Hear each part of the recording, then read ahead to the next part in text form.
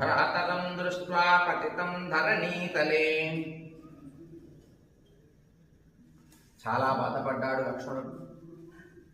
తామర రేకులు వంటి నేత్రాలు కలిగినటువంటి వాడు, పరాక్రమం కలిగినటువంటి వాడు, ఎన్ని వేల మంది రాక్షసులనైనా, కోట్ల మంది రాక్షసులనైనా వధించగలిగిన శక్తి కలిగిన రాముడు నాగబంధం చేత బందీకృతుడైపోయి ఒంటి నిండా అంగుళం కూడా ఖాళీ లేకుండా బాణాలు గుచ్చుకొని నాగబంధాల చేత బందీకృతుడై రక్తస్రావం అవుతూ ఎప్పుడైతే కింద పడిపోయి తన ధనస్సును వదిలేశాడో, దీన్ని చూసినటువంటి లక్ష్మణుడు తన జీవితం మీద ఆశ వదులుకున్నాడు. అయిపోయింది అనుకున్నాడు.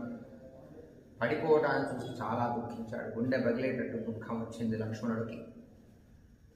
హరయశ్చాపితం దృష్ట్వా సంతాపం రమంగతాః శోకార్తాశ్చుక్రుశుఘోరమశ్రుపూరితలోచనాః.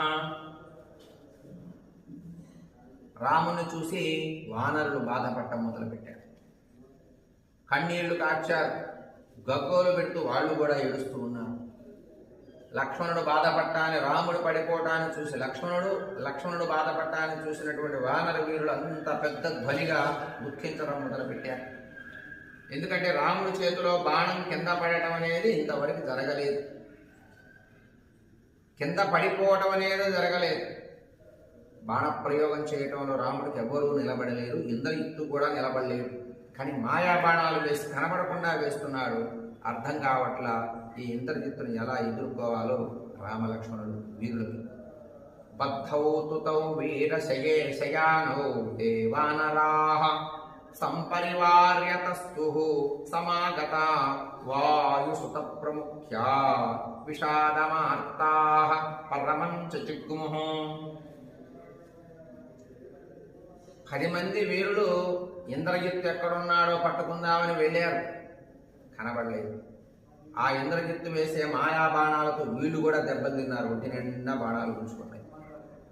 ఈలోపు రామలక్ష్మణుల పైన బాణాలు ప్రయోగించి నిర్వీర్యం చేసి బందీకృతులను చేసి కింద పడేశాడు ఇంద్రజిత్తు రామలక్ష్మణుడు.